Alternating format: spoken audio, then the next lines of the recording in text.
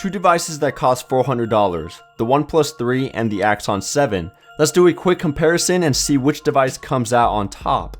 On the subject of build quality and design, both devices have an aluminum unibody, a camera bump, and antenna lines on the back. It really comes down to which looks and feels better in the hand. Even though the OnePlus 3 is slightly thinner and lighter, the Axon 7 is much more comfortable to hold. It's definitely the rounded edges, curved top, and button placement that makes this device aesthetically pleasing, but it's also much more slippery. Luckily, ZTE does provide a see-through plastic case when you purchase the phone, so that instantly solved my problem. Taking a look at all the buttons, I do enjoy the alert slider on the OnePlus 3 and the fact that the fingerprint scanner is on the front, acting as a home button as well. I wouldn't say it unlocks the device faster, but it definitely reads my fingers better. I've gotten a good amount of misreads on the Axon 7's sensor on the back, and even though I'm not a big fan of those small dots acting as the recent and back buttons, both devices have them, but I think the OnePlus 3 executed these better. The buttons actually light up so you can see them when it's dark, and they're a little harder to press on the Axon 7 since they're smashed together and the navigation bar is smaller.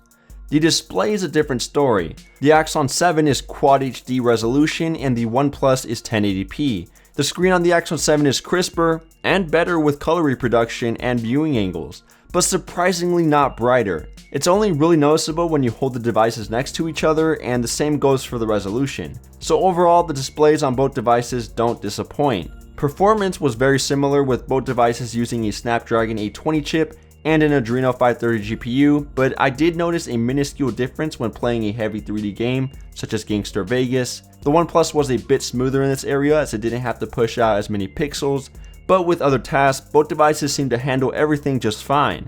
If you want to get technical, benchmark results are very similar, and even though the OnePlus 3 does have 6GB of RAM, application reload time was on the same level. For that reason, I'm calling this a tie. When playing audio, the Axon 7 is louder and it doesn't get distorted either. You can thank the dual stereo front-facing speakers, that and ZTE's Dolby Atmos feature also provides a surround sound experience. And the fun doesn't stop there. When you plug in your headphones, the Hi-Fi 32-bit audio chipset makes listening to music a small improvement on quality when compared to the regular headphone ports on other devices. The OnePlus 3 on the other hand just has a downward facing speaker and it does get loud, but it gets a little distorted at its high points. So if you love high quality audio, definitely go with the Axon 7. As for the battery, the Axon 7 does have a bigger capacity at 3250 mAh when compared to the OnePlus, which has 3000 mAh. And even though it's pushing out more pixels, it still gave me a bit more battery life than the OnePlus 3, but it wasn't a huge difference. I easily got over 4 hours of screen on time on both devices. And to top it off, charging both devices was very fast as they supported a different method of quick charge on a USB Type-C port. OnePlus went with dash charging while the Axon 7 chose to use Qualcomm's Quick Charge 3.0. Both charging methods fully charge the devices in just around an hour, but I did notice the OnePlus 3 charged a little faster due to the higher voltage output and the smaller battery capacity. When it came to camera quality, both devices had very similar features such as optical image stabilization, face detection, 4K video recording, and an 8-megapixel front-facing shooter. The difference is that the Axon 7 has a 20-megapixel rear sensor with a wide f1.8 aperture lens, while the OnePlus 3 has a 16-megapixel sensor with an aperture size of f2.0.